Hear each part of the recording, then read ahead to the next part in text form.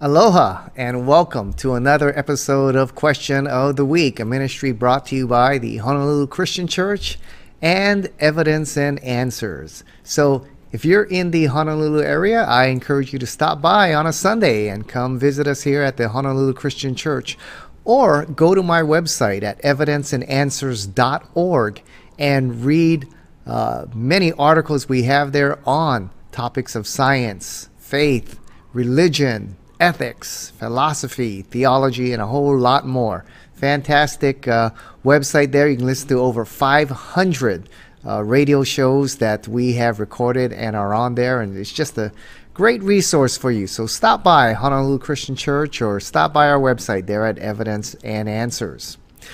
Well, our question for this week deals with truth. What is truth? Is truth relative or is it absolute? And today there are two competing definitions regarding truth today. Is truth absolute or relative? Now, Christianity is built on the foundation that truth is absolute, while the culture teaches that truth is relative. And the majority in the culture adhere to the ideology we call relativism, or that truth is relative. Now, let me first begin by defining the two terms, absolute truth and relative truth. Absolute truth means that something is true at all times and in all places. It is something that is always true no matter what the circumstances may be, whether the majority of people believe it or not. Regardless, it's true. It is a fact that cannot be changed. For example, a triangle has three sides. That was true 1,000 years ago, and it's true today, and it's going to be true from here on out. 2 plus 2 equals 4. That's true in Africa. That's true in China. That's true in the United States. That's true around the world. Or, there are no married bachelors. Well, that's a true statement. That's universal. All right, it's true around the world. It was true 100 years ago, and it's true today. Right? So these are statements that are all true by definition. So absolute truth is truth that is true for all people, in all places, at all times. Now, the classic definition of truth is this. Truth is what corresponds to reality. All right? Truth matches the facts. Okay? So if the statement God exists is true, then it's true for all time and it's true for everyone.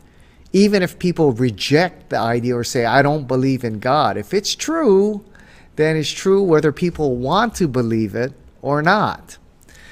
Well, what about truth that is relative, or relativism? Well, relativism is the belief that absolute truth does not exist. Only truths that a particular individual or culture happen to believe. So, relativism says truth is true for some people, but not all people. True in some places, but not all places. True at some times, but not at all times. Truth, in other words, is what I perceive it to be. And if truth is relative, then the statement, God exists, gets the response, well, that may be true for you, but not for me. Right? You hear that often. True for you, but not for me.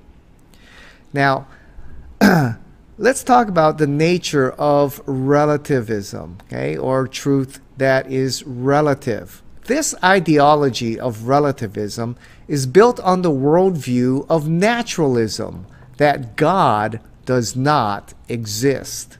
All right? And if God does not exist, then truth originates with man, not with God. Truth is created then by man. It's created by the individual or one's culture. Okay? If God does not exist. So if God does not exist, the relativists may have a case here. All right? Truth is a matter of perspective, and each culture or individual defines for themselves what truth is. And each culture or each individual will define truth differently according to their background or their perspective. And since each person's perception is different, no one is all-knowing, all-seeing, perfect in knowledge, then we come to the conclusion that no one can have the truth. All right? Truth then is invented. It's invented by individuals and it's invented by cultures. Therefore, the relativist concludes there's no such thing as absolute, universal, or objective truth.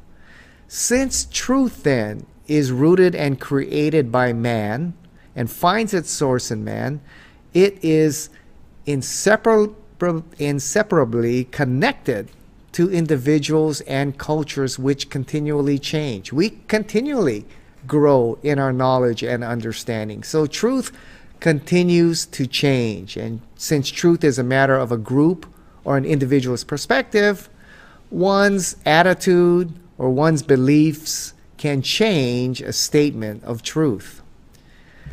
And the final part of this is language. Language is a man-made construct and cannot convey accurately objective truth since it's a cultural creation and it is flawed. All right, so that's the basic premise of relativism, or those who teach that truth is relative.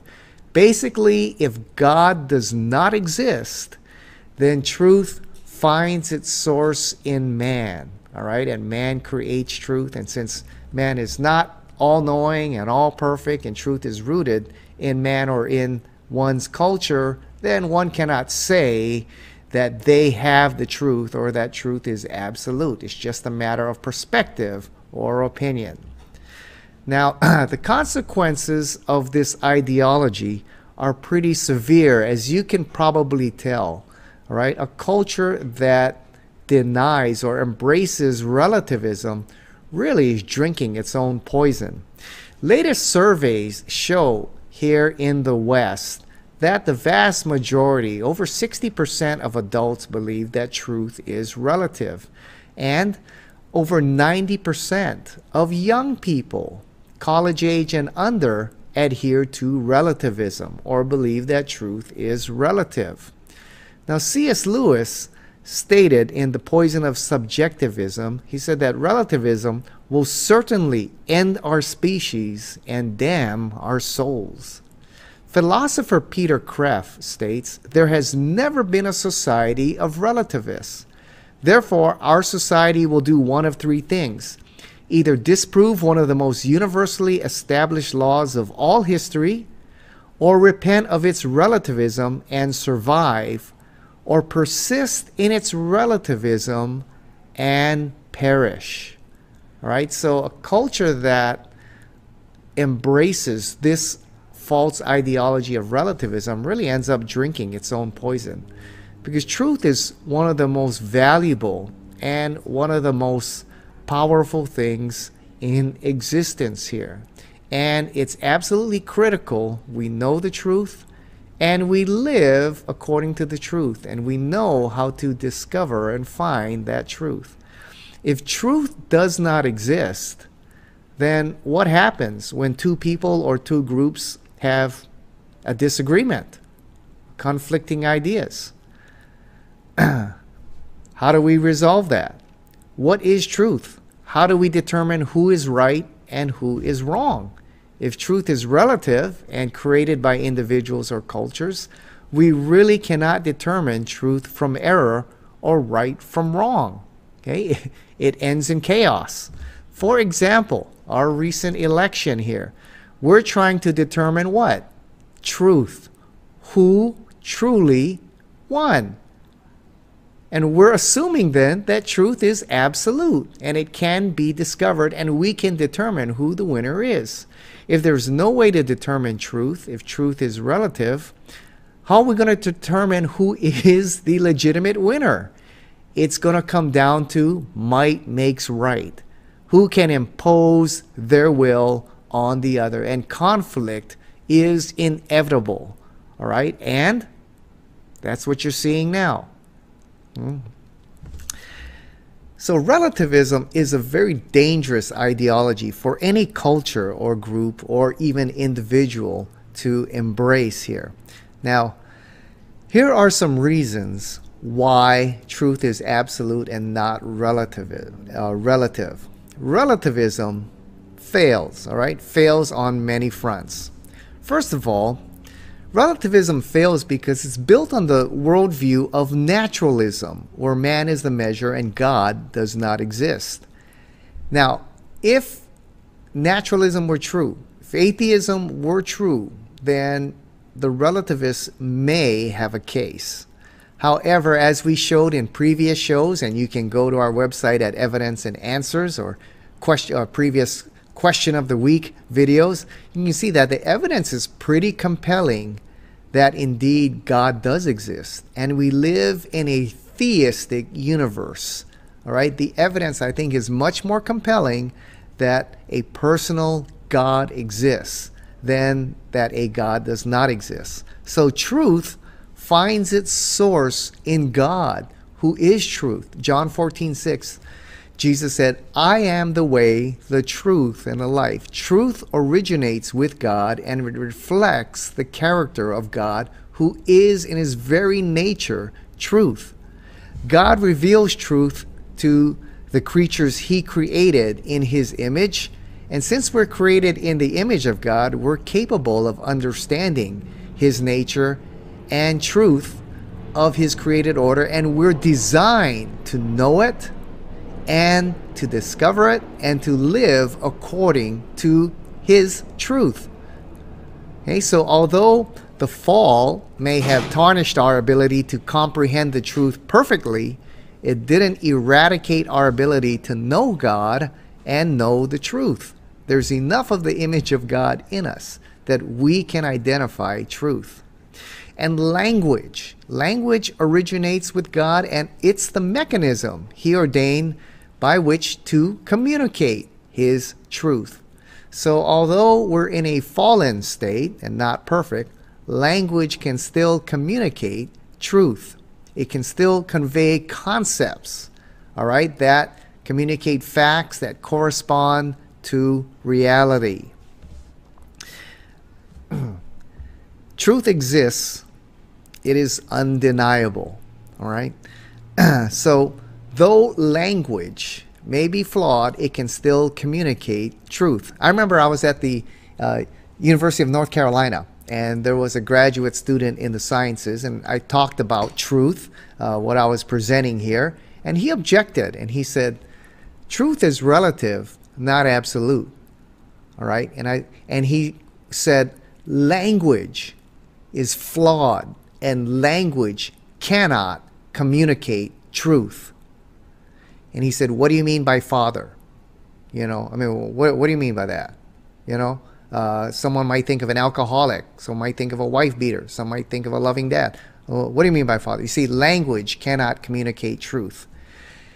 And I paused for a moment and I said, let me repeat that to you. Language cannot communicate truth. And he said, yes, that's what I said. Language cannot communicate truth. I said, let me repeat that for you again. Language cannot communicate truth. He said, that's what I said. Language cannot communicate truth. I said, I'm going to repeat it one more time. Language cannot communicate truth. He said, yes, that's what I said. And I said, is that a true statement you just made?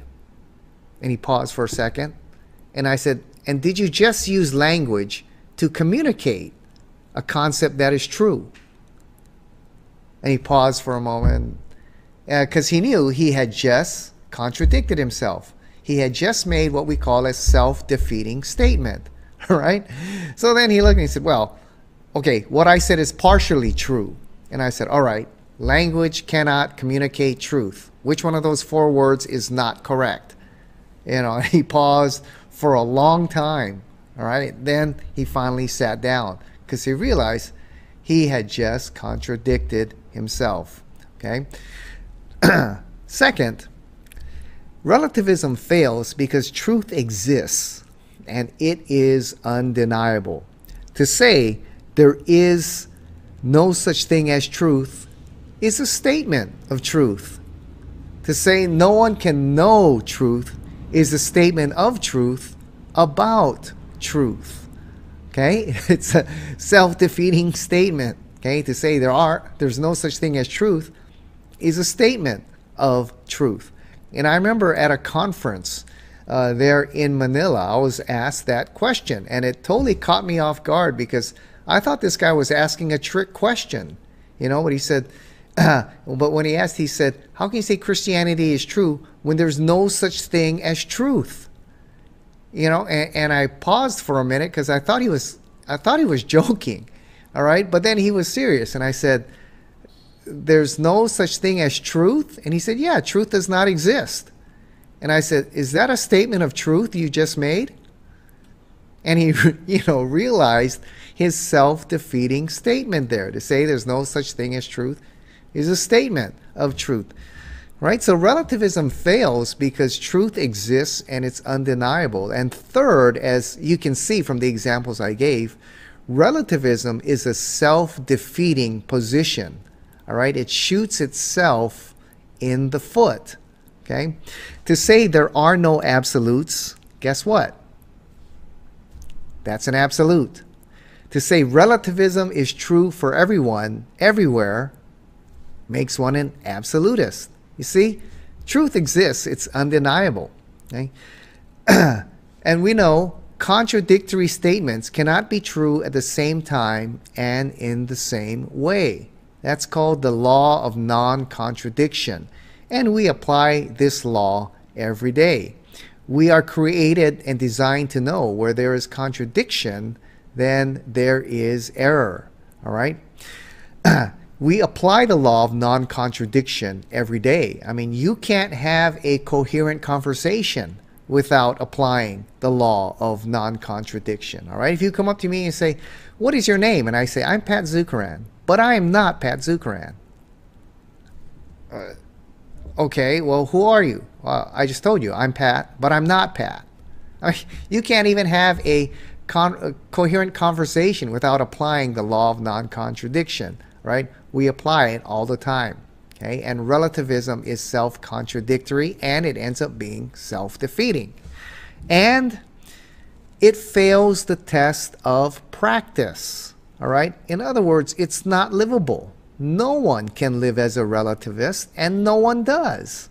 All right? They cannot even live out their own premise. I mean, we acknowledge absolute truth every day. All right? When you go to the cashier and you hand him a $20, and he says it's $5, and you hand him a $20 bill, you're expecting what? That he would know the truth, and you would know the truth, and you'd get the exact change, $15 back. If he gives you $10, or if he gives you $5 in change, there's going to be a problem there. All right? We acknowledge absolute truth every day. Okay? When you go to the pharmacist, you better believe, you better hope he believes that truth, is absolute. Okay? When you look at your bank statement, you better hope your accountant and the teller there at the bank believes that truth is absolute. We acknowledge right and wrong every day.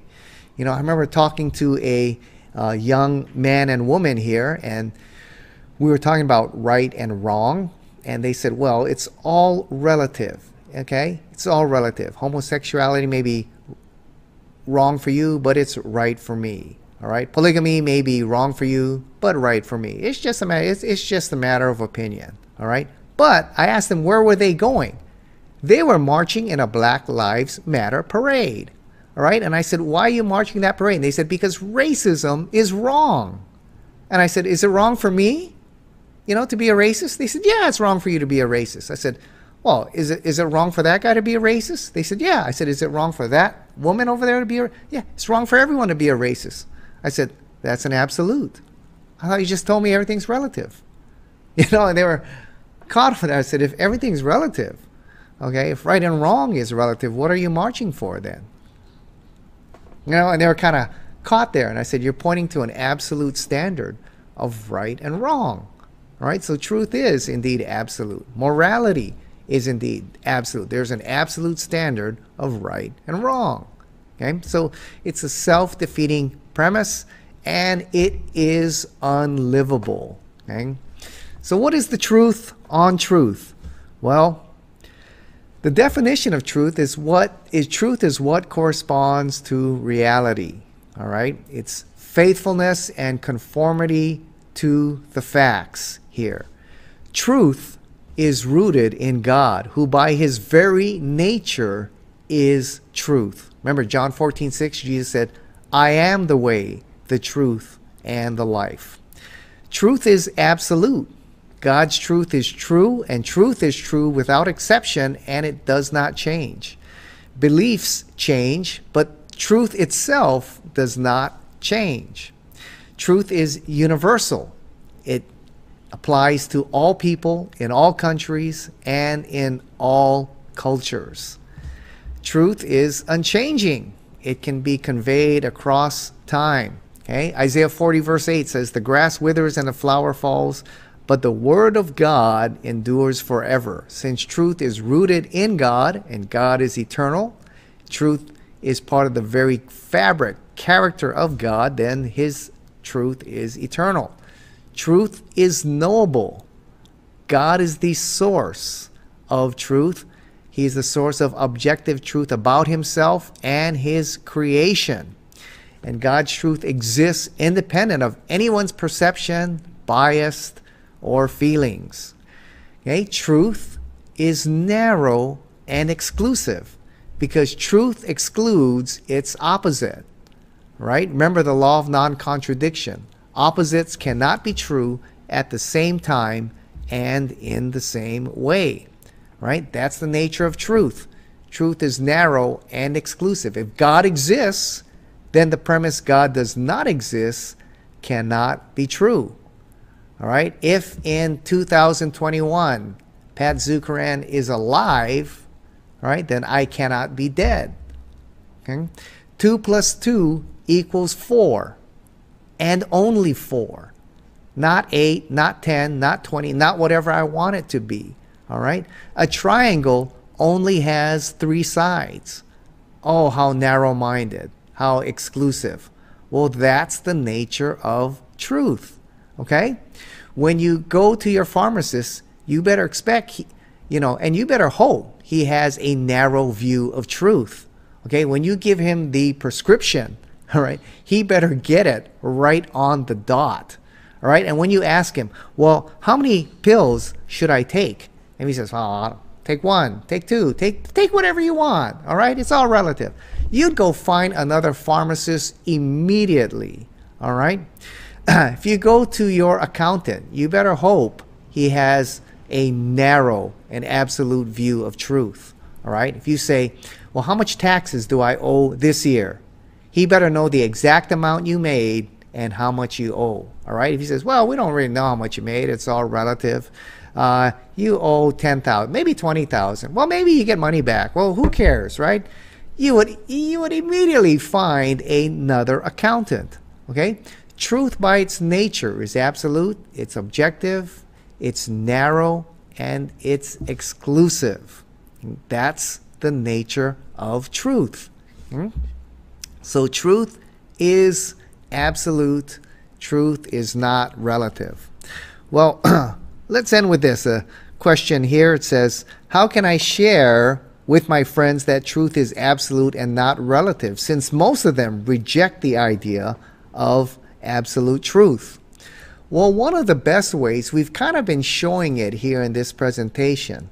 My professor, Dr. Norman Geisler, called this the roadrunner technique. Okay, the roadrunner technique, where the roadrunner, the coyote is chasing the roadrunner, and he's running as fast as he can to catch the roadrunner, and suddenly the roadrunner comes to the edge of a cliff and stops, and the coyote runs, and he goes right off the edge of the cliff, and his legs are still moving, but then he realizes there's nothing under him, and he goes right down.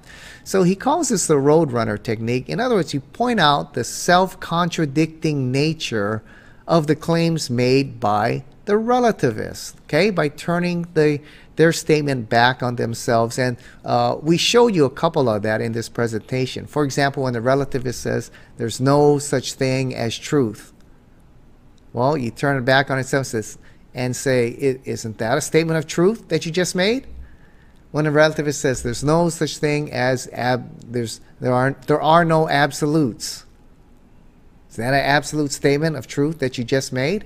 Okay, so you turn that example back on itself. It's one of the most effective techniques that's out there.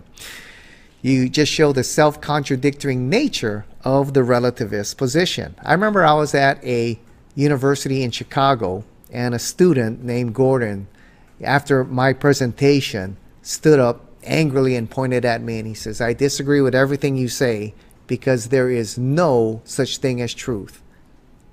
Everything is relative. There's no such thing as absolute truth. And I paused for a minute and I said, okay, there's no such thing as truth. He said, yes, that's what I just said. There's no such thing as truth. I said, let me repeat that again for you, Gordon. There's no such thing as truth. And he said, yes, truth does not exist. There's no such thing as truth. And I looked and I said, is that a true statement you just made? And you could see he was getting really upset and you know, beginning to shake. And he says, well, everything is relative. And I can't believe in Christianity because Christians judge other people who disagree with them. And I said, is it wrong to judge other people because they disagree with you? He says, yes, it's wrong to judge other people. I said, is it wrong for me to do that? He said, yes. I said, is it wrong for him to do that? Pointing people in the audience. He said, yes. I said, is it wrong for them, that section, to do that? He said, yes. He said, it's wrong for everyone to judge people because they choose to live a different lifestyle. I said, it's wrong for everyone? He said, yep. I said, absolute number 2. You know, we went from no absolutes to now we got 2. And he began really shaking. He got upset and he said, well, I can't be a Christian because Christians hate homosexuals. That's why. And I said, is it wrong to hate other people because of their lifestyle? And he says, yes, it's wrong to hate other people because of their lifestyle. I said, is it wrong for me to hate others because they have a different lifestyle? He says, yes, it's wrong for you. I said, is it wrong for them over there? He said, yes, it's wrong for. I said, is it wrong for them over there? He said, yes. So I said, Gordon, it's wrong for everyone to hate other people because they live a different lifestyle? He said, yes. I said, absolute number 3. Wow, we went from no absolutes to now we got 3. You know, and wow, he got really mad. He started shaking up there at the microphone, and I finally said, Gordon, I'll tell you what, I'll talk to you afterwards, okay? So get together afterwards for coffee, and we can talk this thing over, right? But what were we doing there? Well, we were turning his sentence back upon itself, showing the contradictory nature of his relativist claims, okay? And that's one of the best ways in dealing with relativists, all right, is to turn their relative statement back upon themselves and show it how it's a self-defeating statement. And secondly, another great one is to show that relativism is not livable, okay? We acknowledge truth that is absolute and narrow and exclusive every day, okay? And just like I showed you that couple who was saying, well, ethics is relative, right for you, wrong for me, true for you, not for me, you know, making those statements. Well, they were marching in a Black Lives Matter parade. They were acknowledging that racism is wrong for everyone, all right? And they were holding to that absolute standard of right and wrong, all right? So you can see how relativism is not livable, okay? And so those are 2 of some of the best ways you can show that relativism is indeed a false ideology. So truth exists, it's undeniable, and truth is not relative, truth is absolute, right? Well, thanks for being with us here on this week's Question of the Week. I invite you to email me there at pat@evidenceandanswers.org, or go to our website and check us out, and listen to our radio show every evening, Monday through Friday here in Hawaii, and Saturday nights there in the Philippines. Or go on our website and listen to our podcasts anytime that you want, right? And send me your questions, and we'll address them here on the next episode of Question of the Week.